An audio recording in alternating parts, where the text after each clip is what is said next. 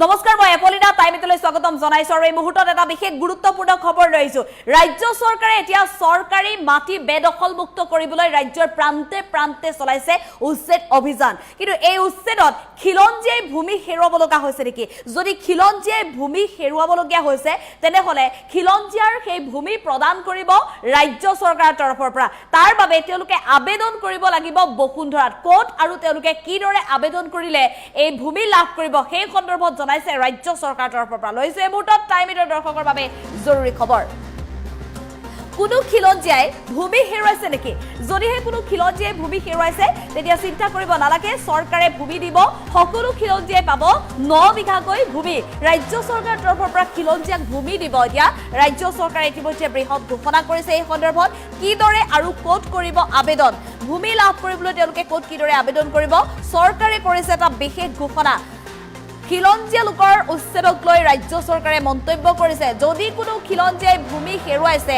বসুন্ধৰাত আবেদন কৰিলে পাব ভূমি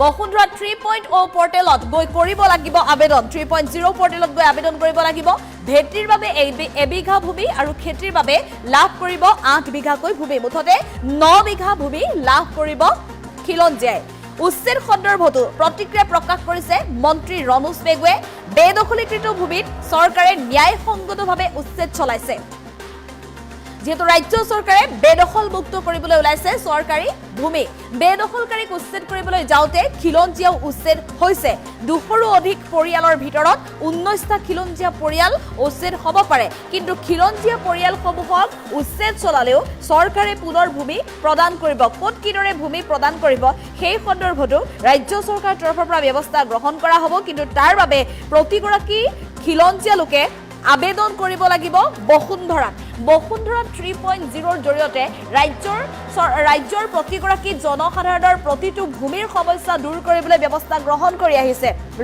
ৰাজ্য চৰকাৰৰ তৰফৰ পৰা বসুন্ধৰা আঁচনিৰ জৰিয়তে পূৰ্বতেও বসুন্ধৰা 1 বসুন্ধৰা 2ৰ জৰিয়তেও ৰাজ্য চৰকাৰৰ তৰফৰ পৰা ৰাজ্যৰ প্ৰতিগৰাকী সাধাৰণ ব্যক্তিৰ ভূমি সমস্যা দূৰ কৰিবলৈ সক্ষম হৈছিল পূৰ্বতে যিদৰে চক্ৰ বিষয়াৰ কাৰ্যালয়লৈ অহা যোৱা কৰিব লগা হৈছিল ভূমি সমস্যা দূৰ কৰিবলৈ মণ্ডলক দিব লগা হৈছিল প্ৰতিবাৰে চাহৰ খৰচ বা ভাতৰ খৰচ কিন্তু এতিয়াৰে পৰা কোনো কাৰণত চাহৰ খৰচ ভাতৰ খৰচ দিব নালাগে বসুন্ধৰা আঁচনিৰ জৰিয়তে যেহেতু ৰাজ্যবাসীৰ প্ৰতিটো ভূমিৰ সমস্যা দূৰ কৰিবলৈ সক্ষম হৈছে ৰাজ্য চৰকাৰ একেধৰণে এতিয়া বসুন্ধৰা 3ৰ জৰিয়তেও ৰাজ্য চৰকাৰ প্ৰতিগৰাকী ৰাজ্যৰ জনসাধাৰণৰ প্ৰতিগৰাকী ব্যক্তিৰ কাম কৰিবলৈ সাজু হৈছে ৰাজ্য চৰকাৰ আৰু তাৰ বাবে খিলঞ্জীয়া লোকে যদি ভূমি হেৰুৱাব লগা হৈছে তেওঁলোকক 9 বিঘাকৈ ৰাজ্য চৰকাৰৰ তৰফৰ পৰা ভূমি প্ৰদান কৰিব ৰাজ্য চৰকাৰে যিদৰে বুলডোজাৰ একচন অব্যাহত ৰাখিছে অবৈধ বেদখলকাৰীৰ বিৰুদ্ধে অৰ্থাৎ চৰকাৰী ভূমি বেদখল মুক্ত কৰিবলৈ ৰাজ্য চৰকাৰে যি অভিযান অব্যাহত ৰাখিছে এই অভিযান চলি থাকিব কিন্তু 200ৰো অধিক পৰিয়ালৰ যদি উচ্ছেদ চলাবলৈ যায় তেনেহলে তাত হয়তো 19টা খিলঞ্জীয়া পৰিয়ালত উচ্ছেদ হ'ব পাৰে ঘৰ দুৱাৰ হেৰুৱাব পাৰে ভূমি হেৰুৱাব পাৰে কিন্তু সেই খিলঞ্জীয়া লোকসকলক চৰকাৰে ভূমি প্ৰদান কৰিব ভেটিৰ বাবেও দিব আৰু কৃষি ভূমিৰ বাবেও ভূমি প্ৰদান কৰিব চৰকাৰে ভেটিৰ বাবে এবিঘা ভূমি প্ৰদান কৰিব আৰু খেতিৰ বাবে লাভ কৰিব 8 বিঘাকৈ ভূমি উচ্ছেদ সন্দৰ্ভত প্ৰতিক্ৰিয়া প্ৰকাশ কৰিছে মন্ত্ৰী ৰণোজ পেগুৱে আৰু সমান্তৰালভাৱে ৰাজ্যৰ খিলঞ্জীয়া জনসাধাৰণক ভূমি প্ৰদান কৰা সন্দৰ্ভতো ৰাজ্য চৰকাৰৰ তৰফৰ পৰা মন্ত্ৰী ৰণোজ পেগুৱে কৰিছে এই বৃহৎ ঘোষণা বসুন্ধৰাৰ জৰিয়তে দিয়া হ'ব বসুন্ধৰাৰ জৰিয়তে এই ধন দিয়া হ'ব মন্তব্য কৰিছে ৰাজ্য চৰকাৰ মন্ত্ৰী ৰণোজ পেগুৱে আৰু এই সন্দৰ্ভত মন্তব্য আগবঢ়াবলৈ চেষ্টা কৰিম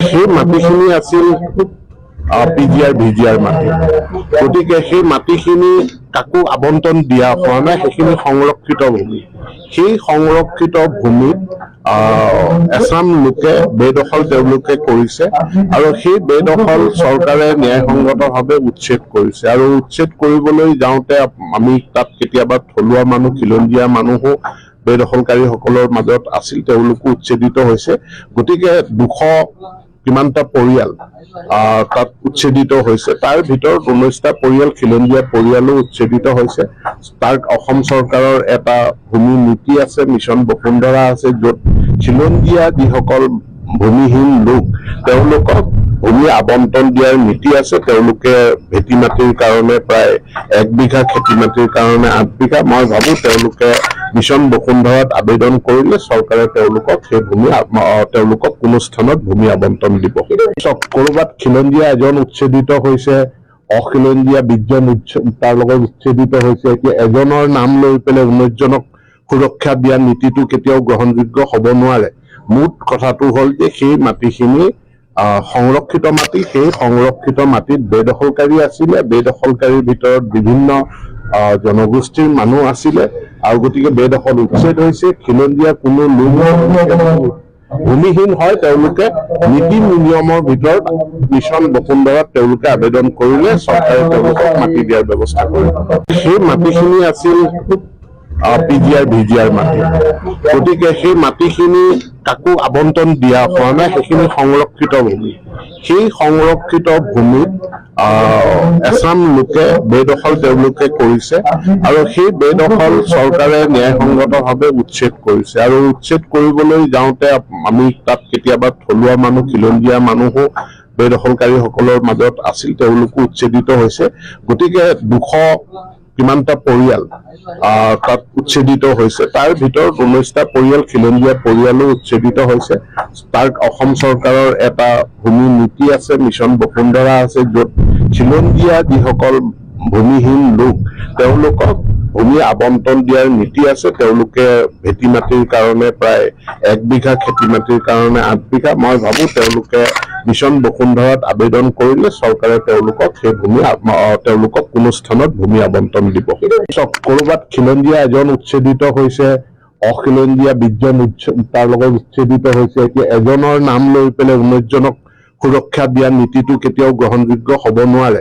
মুঠ কথাটো হ'ল যে সেই মাটিখিনি সংৰক্ষিত মাটি, সেই সংৰক্ষিত মাটিত বেদখলকাৰী আছিলে, বেদখলকাৰীৰ ভিতৰত বিভিন্ন জনগোষ্ঠীৰ মানুহ আছিলে আৰু গতিকে বেদখল উচ্ছেদ হৈছে। খিলঞ্জীয়া কোনো লোক ভূমিহীন হয় তেওঁলোকে নীতি নিয়মৰ ভিতৰত মিছন বসুন্ধৰাত তেওঁলোকে আবেদন কৰিলে চৰকাৰে তেওঁলোকক মাটি দিয়াৰ ব্যৱস্থা কৰিব।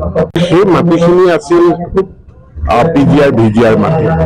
গতিকে সেই মাটিখিনি কাকো আবণ্টন দিয়া হোৱা নাই, সেইখিনি সংৰক্ষিত ভূমি। সেই সংৰক্ষিত ভূমিত এছাম লোকে বেদখল তেওঁলোকে কৰিছে আৰু সেই বেদখল চৰকাৰে ন্যায়সংগতভাৱে উচ্ছেদ কৰিছে। আৰু উচ্ছেদ কৰিবলৈ যাওঁতে আমি তাত কেতিয়াবা থলুৱা মানুহ, খিলঞ্জীয়া মানুহো বেদখলকাৰীসকলৰ মাজত আছিল, তেওঁলোকো উচ্ছেদিত হৈছে। গতিকে 200 কিমানটা পৰিয়াল তাত উচ্ছেদিত হৈছে। তাৰ ভিতৰত 19টা পৰিয়াল খিলঞ্জীয়া পৰিয়ালো উচ্ছেদিত হৈছে। তাৰ অসম চৰকাৰৰ এটা ভূমি নীতি আছে, মিছন বসুন্ধৰা আছে, য'ত খিলঞ্জীয়া যিসকল ভূমিহীন লোক তেওঁলোকক ভূমি আবণ্টন দিয়াৰ নীতি আছে। তেওঁলোকে ভেটি মাটিৰ কাৰণে প্ৰায় 1 বিঘা খেতি মাটিৰ কাৰণে 8 বিঘা। মই ভাবো তেওঁলোকে মিছন বসুন্ধৰাত আবেদন কৰিলে চৰকাৰে তেওঁলোকক সেই ভূমি তেওঁলোকক কোনো স্থানত ভূমি আবণ্টন দিব। ক'ৰবাত খিলঞ্জীয়া এজন উচ্ছেদিত হৈছে, অখিলঞ্জীয়া 20 জন তাৰ লগত উচ্ছেদিত হৈছে। এতিয়া এজনৰ নাম লৈ পেলাই 19 জনক সুৰক্ষা দিয়া নীতিটো কেতিয়াও গ্ৰহণযোগ্য হ'ব নোৱাৰে। মুঠ কথাটো হ'ল যে সেই মাটিখিনি সংৰক্ষিত মাটি, সেই সংৰক্ষিত মাটিত বেদখলকাৰী আছিলে, বেদখলকাৰীৰ ভিতৰত বিভিন্ন জনগোষ্ঠীৰ মানুহ আছিলে আৰু গতিকে বেদখল উচ্ছেদ হৈছে। খিলঞ্জীয়া কোনো লোক ভূমিহীন হয় তেওঁলোকে নীতি নিয়মৰ ভিতৰত মিছন বসুন্ধৰাত তেওঁলোকে আবেদন কৰিলে চৰকাৰে তেওঁলোকক মাটি দিয়াৰ ব্যৱস্থা কৰিব। সেই মাটিখিনি আছিল PGR VGR মাটি। গতিকে সেই মাটিখিনি কাকো আবণ্টন দিয়া হোৱা নাই, সেইখিনি সংৰক্ষিত ভূমি।